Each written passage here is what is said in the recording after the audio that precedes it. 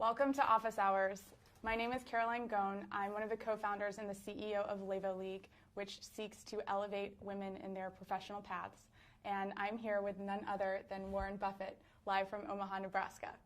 Thank you so much for joining us. We're so thrilled to have 60 viewing parties around the United States and around the world tuning in, students, young professionals, all of you who are watching on everything from YouTube to Fast Company. We're so thrilled to have you, and we're so thrilled to take this next step in democratizing mentorship here today.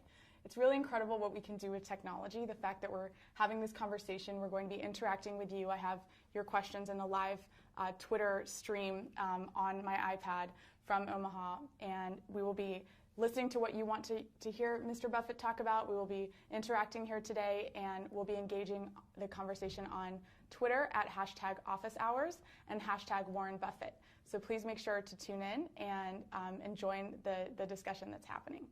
It is such an honor to be here with Warren today. He, as you know, is one of the best known investors and entrepreneurs of our time.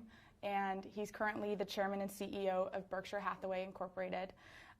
Recently, he made headlines for being bullish on a surprising new investment, women, and that's part of what we're here to talk about today. So he wrote in Fortune last week that we've seen what can be accomplished with 50% of the population.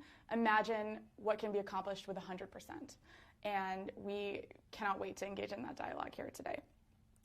We hope that you'll share what you learn on social media and that you'll continue to ask Warren questions here live so that we can make full use of this hour that we have with him. And let's get started. Let's do it. Without further adu, let's get started. So Warren, it's been a very big week for you. Yeah, we've been pretty busy, yeah. So you've joined Twitter, you just finished your shareholders meeting, and you recently joined Levo League. I finally came out of my shell. So my first question to you is, why technology and why now? Why opening up this conversation now? Well, I probably should have done it earlier, but actually when I read, well, I've had 40 colleges and universities that come out every year. I always insist that at least a third of the participants from each school be women. And I get a lot of questions from both men and women about their careers and all sorts of things. So I had really talked about with these students what I wrote about in Fortune last week. But I read The Galleys of Lean In by Sheryl Sandberg. And I just wrote down a few ideas that I had. I sent it to her. I thought it might work as a forward for that. It was things I'd been saying over the years. It didn't work as a forward there, but I decided that it really was time to speak out on this. So I sent it into Fortune, and they ran it. And then the social network type stuff, which, you know, I'm back in the 19th century normally. But it was a means of getting it more broadly distributed, and it seems to work very well. Absolutely, and we're thrilled that you're on Twitter and joining Levo. So yeah, the 20th century isn't so bad. Maybe I'll get to the 21st one of these days. I mean, you know, before we get into these questions, just you've really experienced over the course of your lifetime such a transition from, you know, women having one specific role in society and even technology having one specific role in society to where we are today. Do you want to just paint a picture, give a little bit of color to what the world was like when you were growing up and what it's like today and some of the things that you've seen change? Yeah, it's really true, Caroline. I was born in 1930. I had an older sister, Doris, a few years older, a younger sister, Bertie, a couple years younger. And they're absolutely as smart as I am, probably a little smarter, and much more personable. they got along better in the world and all of that. My parents, our parents, loved us all equally. They never told my sisters, you can't do this or you can't do that, verbally. But every message they got from society, from their teachers in every way, was that their job was to marry well, and if they insisted on working, that they could be a secretary or a nurse or a teacher. And essentially they were telling me, again silently in many ways, that the sky was the limit. So we would go to school and we'd get similar grades. They would be very popular. I mean, they had everything going for them, except for the fact that they were women. Right. And here in 1776, we said, you know, these truths are self-evident, you know, that all men are created equal. Well, they must have had their fingers crossed because, you know, the Constitution came out. It was drafted 11 years later, and it used a whole bunch of male pronouns in Article 2 describing the presidency. And we went for decade after decade after decade not using women. And imagine if we'd said that all the males under 5'10" could only work in 3 occupations. It would be crazy, wouldn't it? Right. But it's just as nutty, in my view, to say half the population because of their female. I mean, the talent is there, but society just said, you know, if you want to be a teacher, fine. If you want to be a nurse, fine. If you want to be a secretary, fine, but forget everything else. Mm-hmm. So I have seen that change in my lifetime, although change was slow. I mean, we had the 19th Amendment passed in 1920, and as I point out in my article, the next 33 appointments to the Supreme Court were men, and the odds of that being by chance were 8 billion to 1. I mean, so now part of that was just inertia. Part of it was that attitudes dropped slowly, but part of it was that men liked it the way it was. But it has changed a lot for the better. There's still important ways to go. But my business class at Columbia in 1951 had 1 woman in it, you know, and I mean, it was a joke. That's changing. But I also said I've seen this with males too, but I've seen very, very bright women. I used the example of Katharine Graham, who was outstanding. While she was CEO of the Washington Post, the stock went up 40 for 1. She won a Pulitzer Prize. But she'd been told by her mother, she'd been told by her husband, she'd been told by lots of people that women weren't as good as men in business. It was nonsense. And I kept telling her, you know, quit looking at that funhouse mirror. You know, here's a real mirror. You're something. And as smart as she was, as high grade as she was, you know, as famous as she became, right to her dying day, you know, she had that little voice inside her that kept repeating what her mother told her a long time ago. So everybody should get a chance to live up to their potential. And women should not hold themselves back, and nobody should hold them back. And that's my message. I love that. And it's so interesting because we recently had an office hours with Sheryl Sandberg, as you know. And one of the things that she talked about was this little voice that you're referring to. Yeah. And the fact that, for whatever reason, women in particular grow up with this voice, and you can call it guilt, you can call it self-doubt, you can call it whatever you want, but it exists and it doesn't really go away. But I think having these conversations about the fact that it is a distortion of reality, it is part of what contributes to the funhouse mirror, that can at least help us understand that it's societally created and that it's something that we don't have to just accept. Yeah, everybody, I mean, the potential of humans is we haven't come close to scratching it even, you know, and look what's happened since 1776, most of the time using half our talent. I mean, just imagine what's going to happen when we, you know, go full blast with 100%. And you know, it's incumbent on everybody to try and help people, particularly if you're in a boss's type position, to help the people achieve their potential. And women have every bit the potential men do. Can you talk a little bit more about what, so your call to action is extremely powerful, especially given your role as a male leader. Can you talk a little bit more about how 2 types of men can really engage in supporting women in this transition? The first type of male is the leader, right? The CEO of a company, the entrepreneur, the person making hiring decisions, the person making board decisions, and the person making any sort of personnel related decision. And the second group I'd be really interested in hearing your thoughts on. You know, the second group consists of male peers, right? So the people who are rising in the cohort alongside their fellow women. Yeah. Can you talk a little bit about what your recommendations would be to those different types of men and how they can really take your essay and as a call to action? Yeah. Well, for the leader, you have to, you have to take away the funhouse mirror, and you have to realize that talent is scarce, and you better take it wherever you can get it. Right. It'd be silly. Well, just go back again to my example with males. I mean, let's just assume that I had some bias against males, 5'10" or less or something. I wouldn't hire them. I wouldn't promote them. I mean, that's just plain foolish. And when it comes to boards, I can tell you that the women we put on our board, they know business. They know people. They know how to make decisions. They understand the ownership the shareholders are their partners and all. They've got all the qualities we want. And I would say there was not a lot of malicious intent in overlooking it. It just became very natural. I mean, it just wasn't in the consciousness of a lot of leaders. I think it's coming along well on that. When you get to peers, you always have to wonder whether in a competitive situation you'd wish you only had to compete with half the people instead of 100% of the people. I mean, it would. I'm not sure how I would do if I was a male and I had two people to compete with. I could get rid of one of them because she was a woman, or one of the guys because he was a redhead, or some crazy reason like that. But it is fun. It's enormous fun for me when I find somebody that starts and really doesn't realize how good they can be. Kay was that way. Kay Graham, she really didn't. She kept telling herself that she put limitations on herself.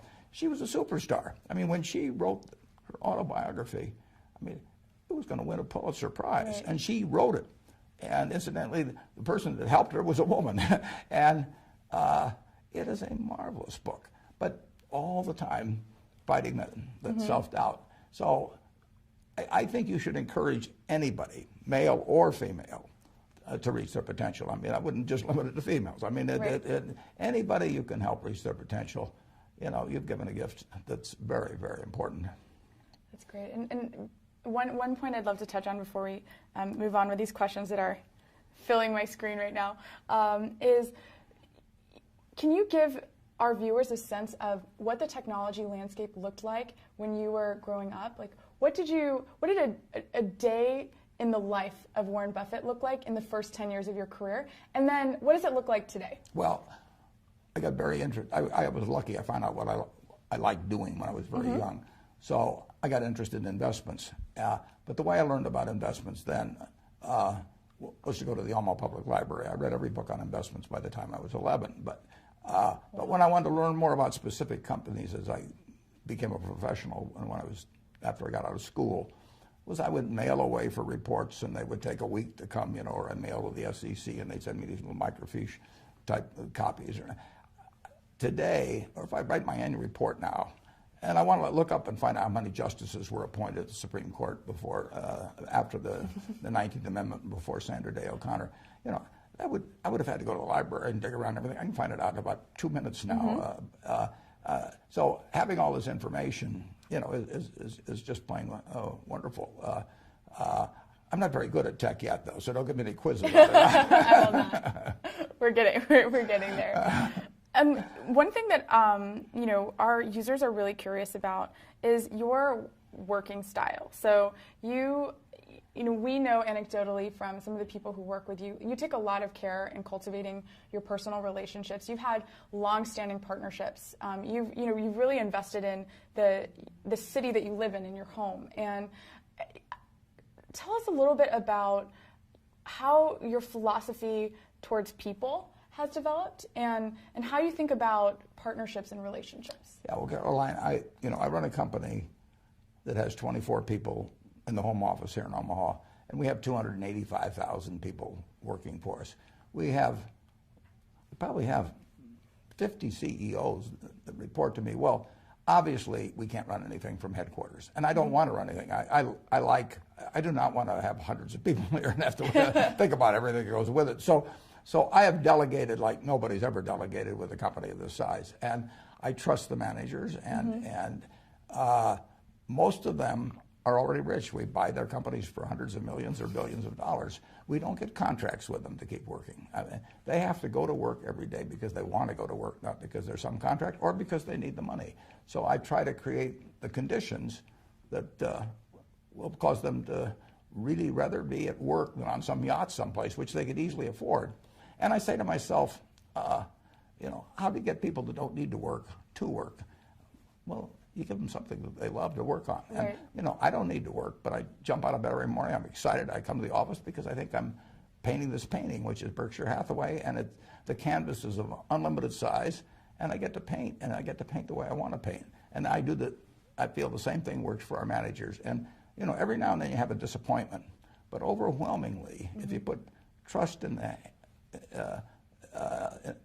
the equation with people that have already shown they have a lot of ability running their business, And it's real trust, and they don't report to committees at headquarters or do anything like that. We've never had a committee meeting. We don't have any committees, so how could we have one? And overwhelmingly, those people do a good job, and then they deserve appreciation when they do it. I like applause, and if I like applause, I'm sure they like applause. And what they really like is intelligent applause from a real critic, and they get that one. They get that from me. And in terms of people working with, my partner is a fellow named Charlie Munger in Los Angeles.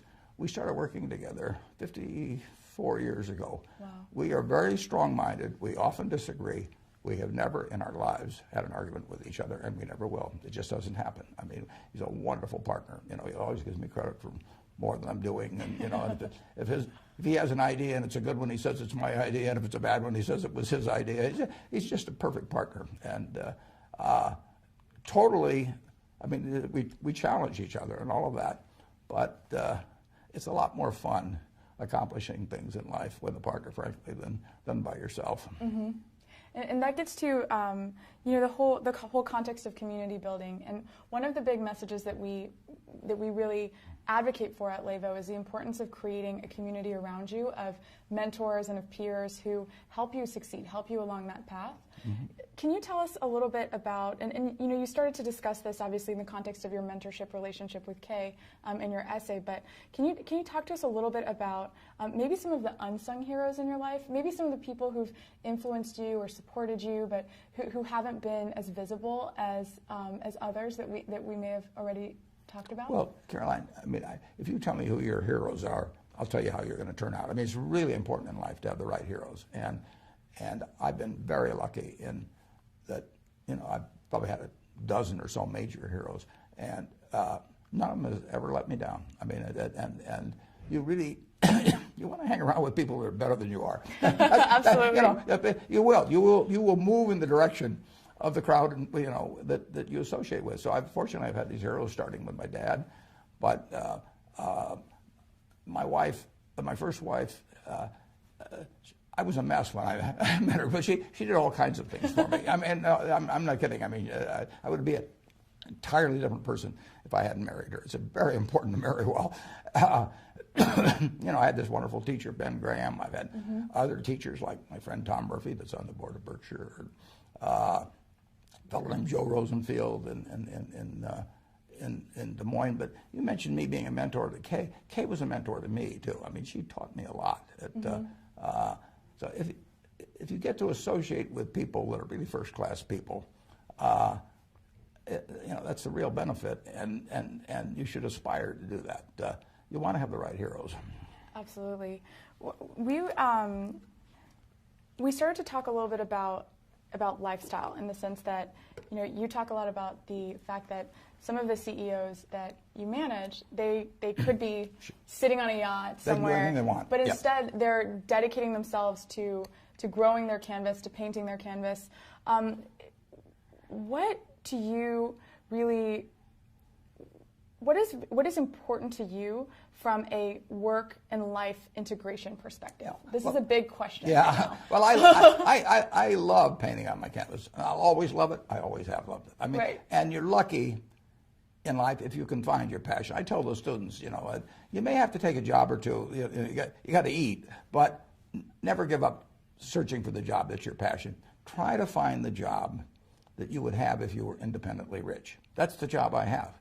And when you find that job, the job that causes you to be excited every day and forget about the pay, and where you associate with people you love, doing what you love, it doesn't get any better than that. My partner Charlie is 89, and we were talking about that this weekend. I'm 82, he's 89.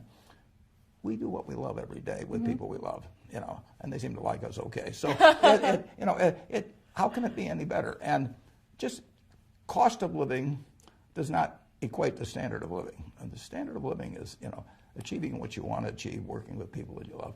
And you don't need that much money. Aside, right. I love to ride around in a private plane. I will totally acknowledge that. Leaving that out, I basically, leaving out taxes and charity and things like that, I can easily live on $100,000 a year. And I wouldn't live better if I had 8 houses, if I had, a 400-foot yacht or anything of the sort. I've been on 400-foot yachts, and I've been in a lot of fancy houses, but I'm in a house that I bought 55 years ago. It's warm in the winter, it's cool in the summer, it has everything I wanted, plus it has all kinds of good memories. You know, right. my kids have good thoughts about it. I can't imagine living any better. I paid $31,500 for it. I could pay $31 million for a house, and it wouldn't do for me what this present house does.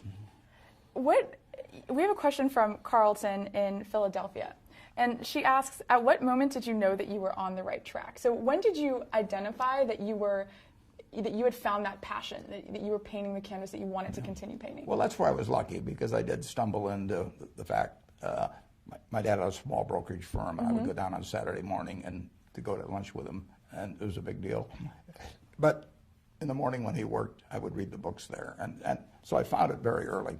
And not everybody does that. That's just plain luck when that happens. So I always knew the path I wanted to follow, and I was intellectually okay with it from the start, but I got messed up to some extent when we moved from Omaha to Washington. I didn't adjust very well, and my grades were terrible, all kinds of things. So I got very off the track, and it took my wife, basically said she just had to have this little watering can that she sprinkled on me, and finally the flowers bloomed. But it took a while, and I was very fortunate. One of our members is actually asking as a follow-up question. This is Casey from Texas. She's asking, can you remember a specific time in your life when you had the most difficulty adjusting to your career path? And it sounds like maybe that was your move to Washington, but can you sort of inspire our audience with an example of a time when you may have doubted your career path, and how did you move out of that into where you are today? I really didn't doubt my career path, but I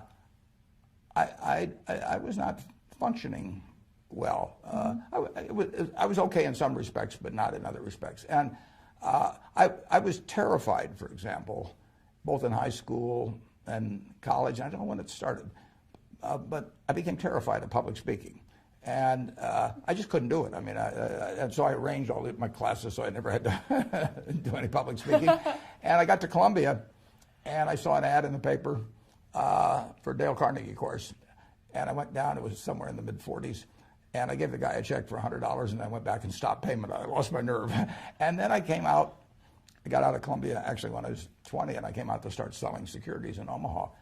And I realized I had to get up and be able to get up in front of people. I couldn't go through life this way. So I saw an ad again in the local paper that there was a Dale Carnegie course being given. I went down and I gave the fellow $100 in cash. And I became associated with 30 other people in the class. We couldn't stand up in front of a group and say our own name. I mean, it was pathetic. But that class changed my life in a big way. Wow. As a matter of fact, they used to give a pencil every week for whoever did the most with what they learned the previous week. And during that class, I proposed to my wife, and she accepted, and I won the pencil that week. Oh, wow. So it's important. I mean, you've got to be able to communicate in life, right. And it's enormously important.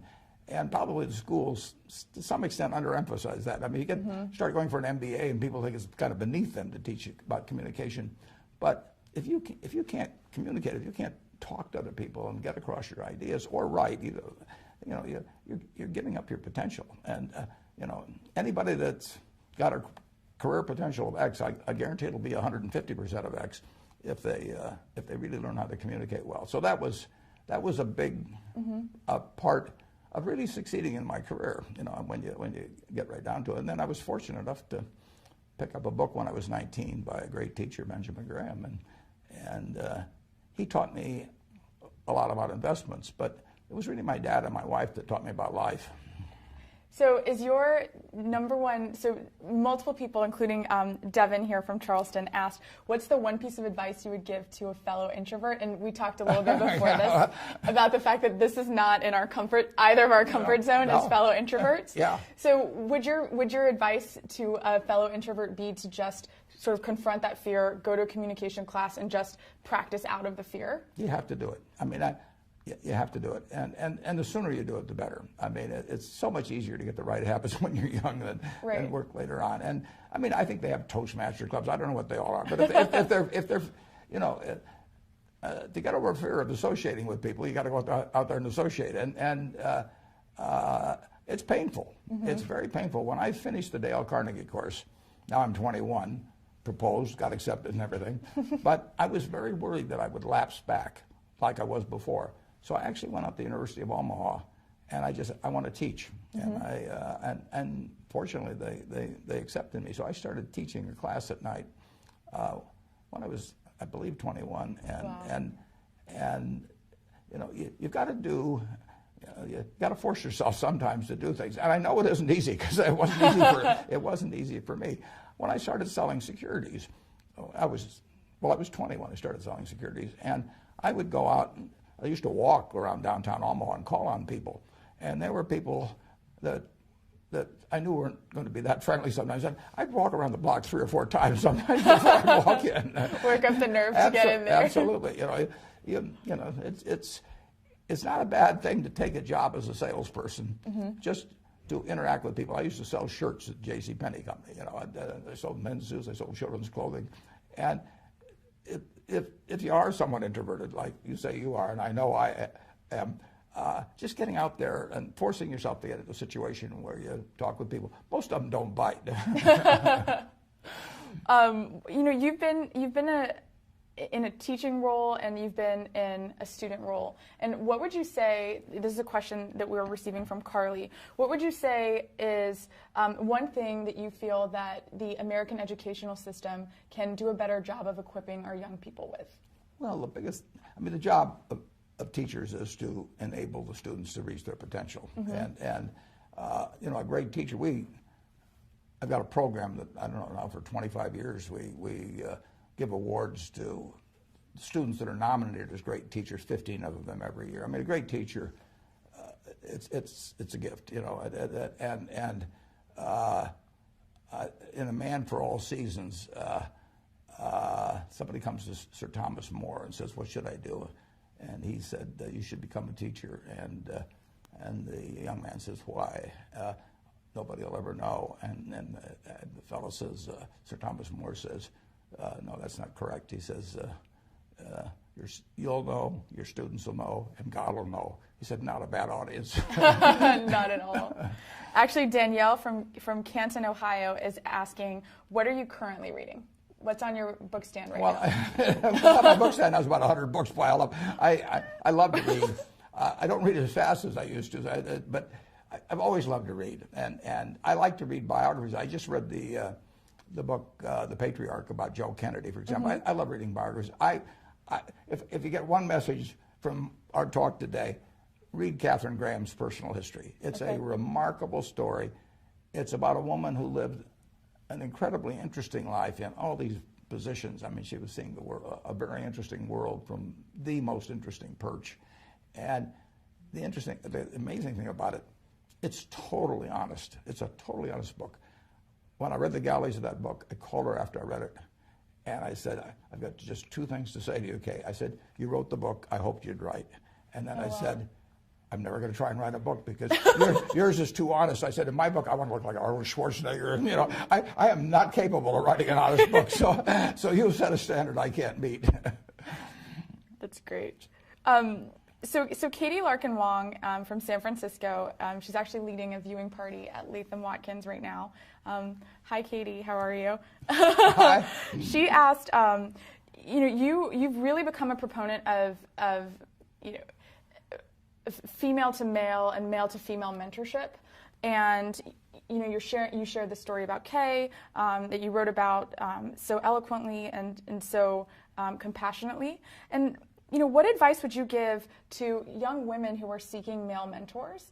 And what advice would you give to men who are in positions where they would like to help young women succeed as mentees? Yeah, well, I never really thought. I mean, these relationships all just evolved. I mean, I didn't set out to become a mentor to anybody, but I have plenty, you know, that helped me. You know, it's amazing I didn't realize this when I was in school, but it's really amazing how the person that really wants to do a terrific job, you know, and arrives a little early and does a little extra work, they just jump out. There aren't that many. So you will be perceived as exceptional and as a worthy, you know, person for a superior to spend some extra time with, if you just do something extra all the time. Right. You know, and don't be 5 minutes late, be 5 minutes early. All of this Ben Franklin stuff, you know, I mean, it seems very elementary.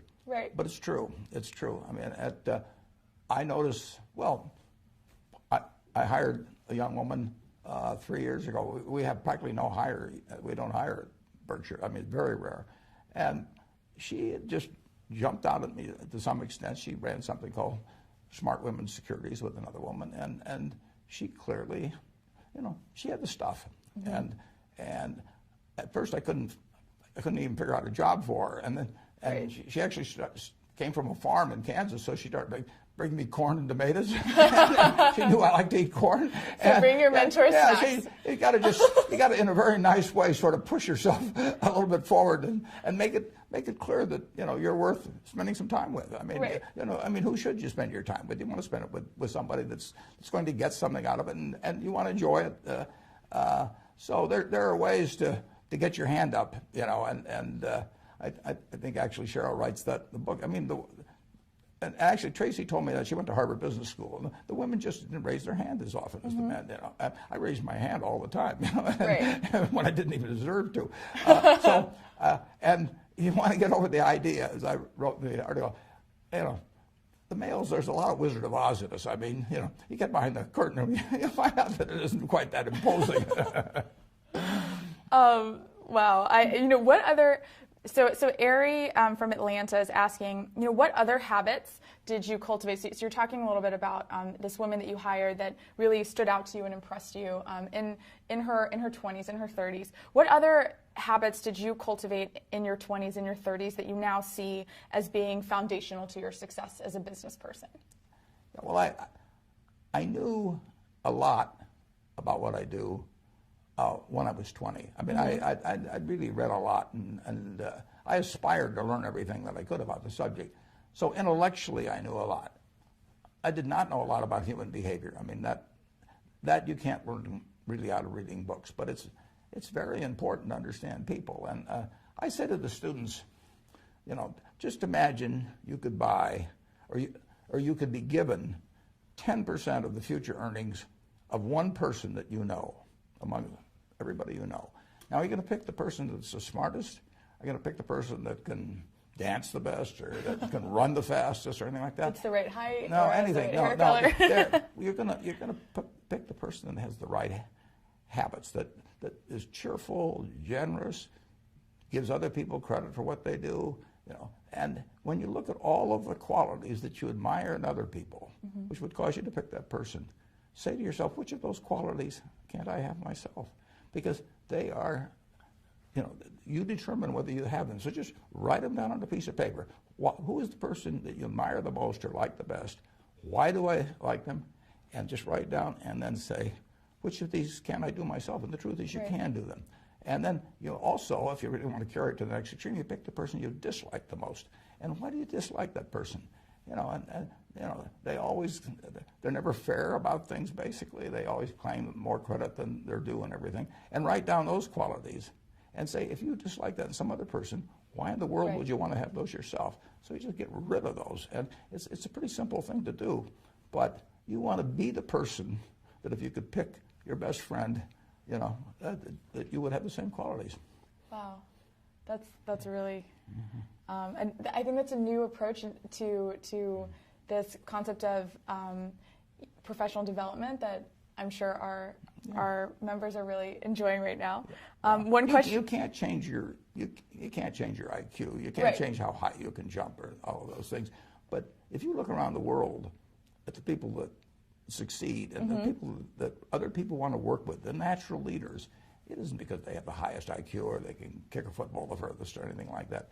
They're people that you want to work with. I mean, I've got a wonderful friend named Tom Murphy. I know I would do anything for him. You know, he's never going to ask me to do it, but I mean, I want to. But I want to do it. I mean, I want to do it. I mean, he's done so many things for me, and you know, he doesn't have to pay me to do it or anything of the sort. That's what you want to. You want to look for that, and you want to be that. Who is one person who you have met recently who's really impressed you, and what about them really stuck out to you? Well, it's interesting. I'm going to meet Chelsea Clinton in about a week, and I'll bet I would give that. I'll bet after I meet her, we'll I give predict you that that answer. It's Chelsea. Yeah, I'll predict that. Yeah, yeah. No, that's a good question. Obviously, I've hired now these 3 people in the office, and they must have really impressed me. Because we don't hire very many people. No, right. No.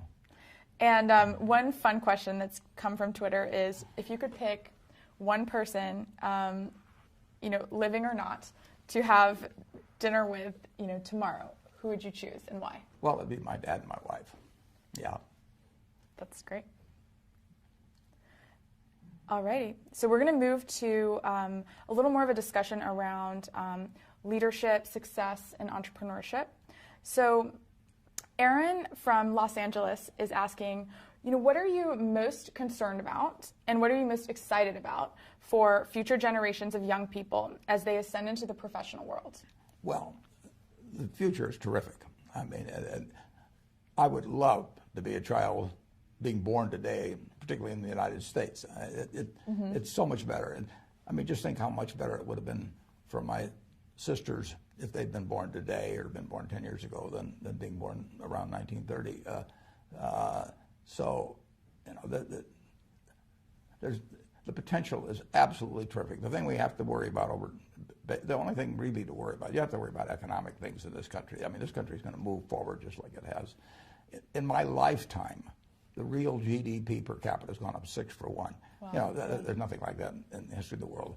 We have to worry, and really, it has to be done through our leaders, but about nuclear, chemical, and biological, the spread of the knowledge of that into the hands of people that wish evil on their neighbor one way or another, because the ability to inflict harm on others has increased exponentially ever since the atom bomb in 1945. And there are a lot of psychotics and sociopaths and people out there. And if you go back a few thousand years, all you could do is throw a stone at the guy in the next cave. But now you can do a lot of damage. Right. And that's the cloud always on the horizon. But other than in the economic sphere, in medicine, education, all kinds of things, the potential is, we just started. Right, absolutely. We talk a lot about the fact that we are very fortunate to have been alive during this period of complete information transformation and technological transformation. And it's unbelievable. Right. I mean, in the last 15 or 20 years, I mean, the things I can do now right. that I couldn't do 15 or 20 years ago, it's incredible. Just in gathering information, but also I play bridge on the computer, a dozen hours a week, and I have so much fun doing that. And I can arrange a game in 30 seconds. And it used to be I had to call people and they'd get them together. Right. It's a wonderful world. Who is your favorite bridge partner? Well, my favorite bridge partner is Sharon Osberg, who lives in San Francisco. She's a 2 times world champ, and I'm 2 times world chump. But we have a lot of fun together playing, and she's been great. I mean, we started playing together 20 years ago, and it's because of the computer. I can play with her, obviously, if she's in San Francisco. Right. And bridge is a partnership game. I mean, it's almost like dancing, intellectually, because you really have to be in tune with the person you're playing with, and you have to bring out the best in them, and they have to bring out the best in you. And not all couples achieve that. Right. Sharon and I like to play against married couples sometimes. When they get mad at each other, they stay mad, and they do foolish things. So my parents have been trying to convince me to learn bridge for about 25 years. So I am now officially converted. If Warren Buffett thinks that bridge is a valuable intellectual exercise and partnership exercise, done. I will now commit to playing bridge. You'll be good too. Thank you. And I will return to Omaha and challenge you. Good. Good. I'm not going to play you for money. You look tough. So what do you? So people are reacting so quickly. So Shocker from New York just asked, speaking of habits and speaking of games like bridge, what other daily habits do you have, and which ones do you find to be the most rewarding? Well, I am really a creature of habit, but I read at least 5 hours, probably 6 hours a day, and wow. I just like to read. Now, a lot of it ties in with the business I do, but I enjoy it. I wouldn't be doing it otherwise. I mean, if I'd rather be out on a yacht or out playing golf all the time, I'd do that. But I just love getting more information, and I like building Berkshire. It is my canvas. So I spend a lot of time doing that. I play some bridge. I talk to my friends, and I pretty much don't do anything I don't like to do. I'm very fortunate in that. I mean, I really don't have to do almost anything. I mean, right. I don't. I would not like to be president of certain organizations because there's so many obligatory duties, lots of speeches or something of that sort. And I am pretty much in command of my own time. And you can say, well, it's kind of a crazy way to spend it, but I have a lot of fun doing it. One question that we've received from Twitter is around the cultivation of time. Learning how to say no is equally important to learning how to say yes when managing your own time in your life. Absolutely. Can you help us understand how to cultivate that mindset of being comfortable saying no, being comfortable delegating? This is something that we found with our members is especially difficult for young women. It's tough. And we'd love to just hear your take on that, and maybe any advice you have to share about that. I met Bill Gates in 1991, and when I did it, we had a great time talking. He thought he was going to hate it, and I wasn't too keen on it either. And about 10 hours later, we were still talking. But what really got him was when I pulled out this little date book. I'm probably the only guy in the United States with one of these still. Oh, no, I have one over there. And I just flipped through it, and, there's practically nothing in it. And Bill was really impressed by that. And you've got to keep control of your time. And you won't keep control of your time unless you can say no. Mm-hmm. You can't let other people set your agenda in life. And, of course, I know I'm in a very fortunate position on that because and in another way, I'm not so fortunate because more people ask me for things. and they're usually friends, and they say, well, can't you just make this one talk or right. attend this one graduation or whatever it may be? You just have to develop the ability to say no and do it a few times. If a woman can't say no, she's in trouble, right? Right. And is this something that becomes easier over time, or how did you? I don't think it gets a lot easier. No, there's a few things that really just are uncomfortable enough.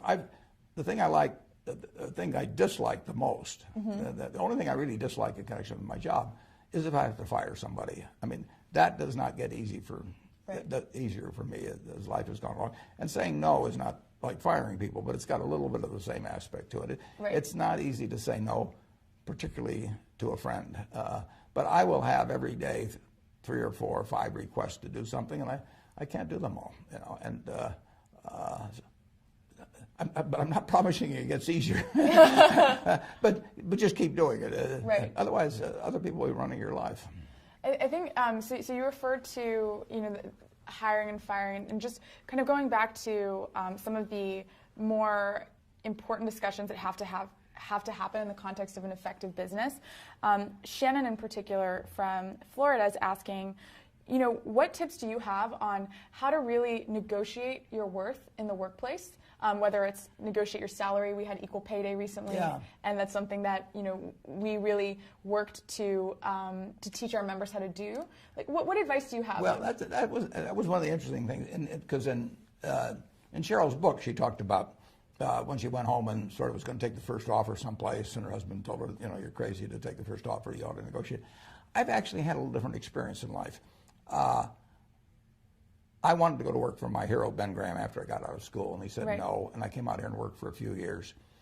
In 1954, he said, Warren, next time you're in New York, I'd like to talk to you, and I sort of figured it was going to be a job opportunity, so I was there the next day, practically, and he said, yeah, we'd like you to come to work for us. I never asked the salary. I took the job. I mean, I knew he was going to be a fair person, and I did not know my salary until I got my first paycheck. We'd moved to New York with a baby and one on the way, and I'd gotten an apartment, and I found out what I was earning at the end of that time. I do very little negotiating with people, and they do little with me in terms of it. And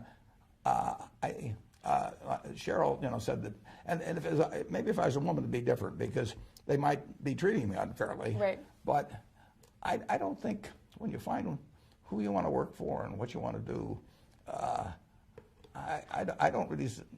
I wouldn't believe in negotiating much. Although, like I say, if I was a woman, I thought I was getting paid considerably less than somebody else that was equal coming in. That would bother me a lot. I probably wouldn't even want to work there. I mean, I'd probably want to. If somebody's going to be unfair with you in salary, they're probably going to be unfair with you in 100 other ways. So I disagree a little with Cheryl on that.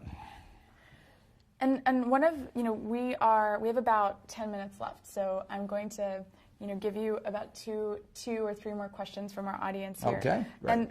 And we have a question here from a young lady named Nancy, who is writing to us from Entrepreneur Magazine.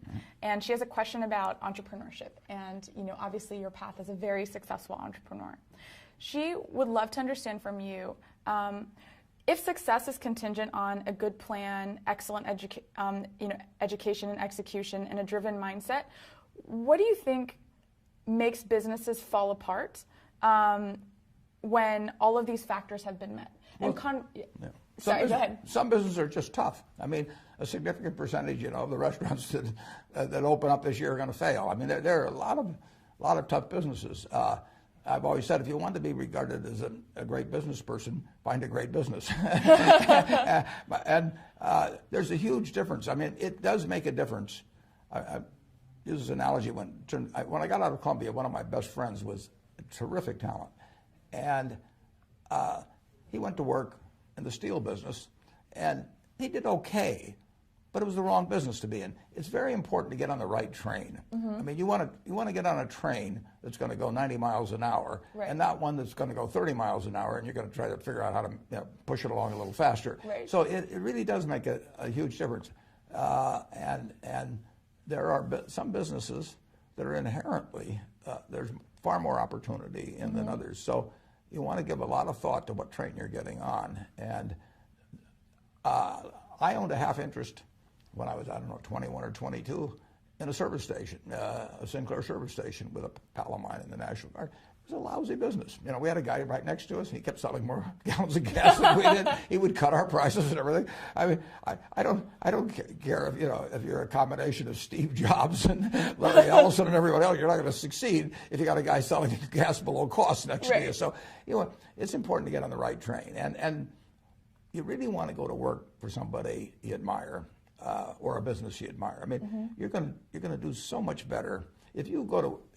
If I'd gone to work for my friend Tom Murphy, it would have worked. Who knows what the first job would have been or the second job. But I would be learning every day from him. Not only the mechanics of a business, I'd be learning how to work with people. He would raise my sights. So you really want to be working for somebody you admire. If you're working for somebody that causes your stomach to churn, right. Maybe you have to keep doing it, to keep eating for a while. But don't settle for it. Okay. And you talked a little bit about your experiment with this station.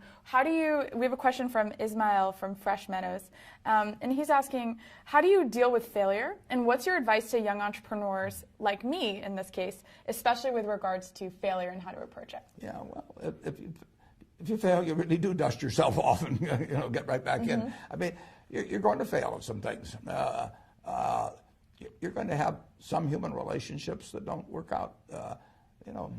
Fairly significant number of people get divorced. I mean, that's a very big decision to have turn out badly. But I think if you study almost everybody and read Kay's book, Personal History, and everybody fails at some things. Right. I mean, particularly when you're younger. I mean, you do have less experience in evaluating humans and just knowing about whatever it may be businesses. But it is not fatal. I mean, if you're healthy and you live in this, particularly living in this country, there's going to be an opportunity that comes along. I got turned down for the Harvard Business School when I got out of the University of Nebraska, you know. And I remember, you know, I went to Chicago to get interviewed. This is when you traveled on the train. And so I spent 10 hours going there, and this fellow looked at me, and about 10 minutes he said, you know, forget it, pal. Oh, wow. And now I got to go back on the train 10 hours and think, what am I going to tell my dad? About it, what right. am I going to tell my dad? I mean, my dad always told me I could do anything, you know, and everything. Right. Now I've just gotten turned down. You know, but it turned out to be one of the best things that ever happened to me, because then I went to Columbia where Ben Graham was. In fact, it probably even affected who I married, because I took a 1-year course at Columbia instead of 2 years at Harvard, and she might have found some other guy during that time. And almost everything in my life that looked like a failure has either turned, well, usually it's turned into a success. I mean, the world isn't over. You know, if you have bad luck in health, that's tough. I mean, right. There's just no getting away. I've been lucky on that. But the other kind of things, if you're healthy and you're bright and, you know, you've got decades ahead of you, you know, if something goes wrong, if you find yourself working for the wrong employer and they're doing things you don't approve of, or they're not treating you fairly, you know, the world isn't over yet. You know, right. You just go out and find somebody else. Well, thank you so much. On that inspirational note, is there what's the one piece of parting advice that you'd like to share with our members who are in the first 10 years of their careers? You know, just find your passion, and remember, those males around you, a lot of them have got a lot of the Wizard of Oz in them.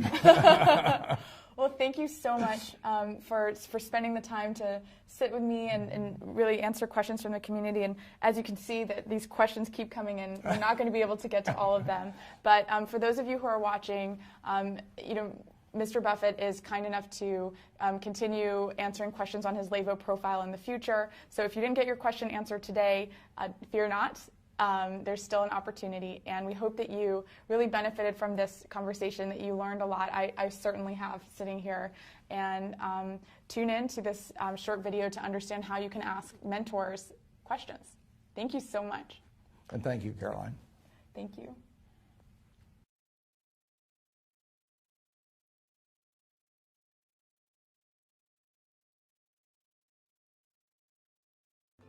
Have you ever thought, what exactly is a mentor, and where am I supposed to find these amazing people? Mentors are one part of the success equation, and Levo is here to help.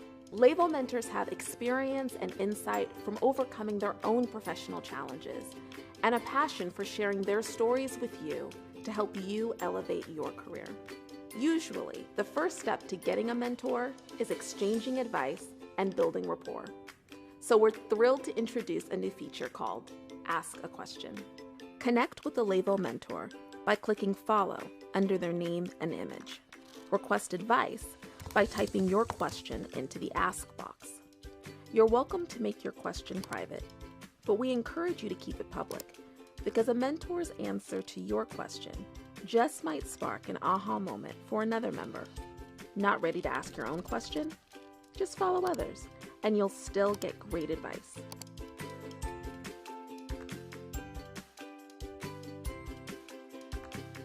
You're a part of Levo. We're all here to help each other. Just ask. And don't keep us to yourself. Share this video, invite others to join, and feel the Levo love.